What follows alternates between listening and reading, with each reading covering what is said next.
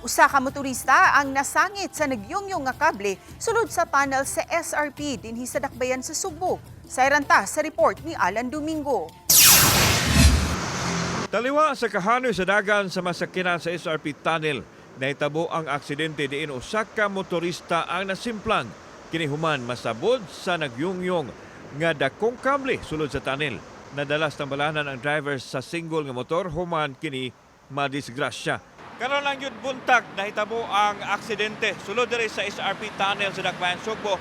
Diin kung ato makita mo ni siya ang cable wire nga posibleng unang nasabod sa usa ka dong sakyanan nagyunyon ug mo say nakasabod sa motorista nga ni Agi dinhi. Kaning motor natumba na nya nabitik ni siya sa wire nga natagak gikan diha sa babaw. Basin siguro kanang wire ra diha nasagiran sa dagkong truck motor natagak ang motor wala kabantay ang ga-drive sa motor. Daling giayo sa mga personal sa Department of Public Works and Highways ang nagyungyong nga kable.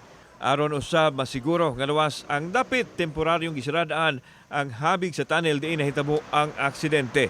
Nakamugna og kahuot sa trapiko ang nahitabo. Hinuon nahibalik ras normal human gipaagian og balik ang tunnel padung sa bagatan. Samtang gisuta pa kon tinuod nga iya sa usa ka telco ang kable nga nakasabod sa motorista. Mas grabe pa to mahitabo kung wa dayon to bantay sa uban pod nga nangagi.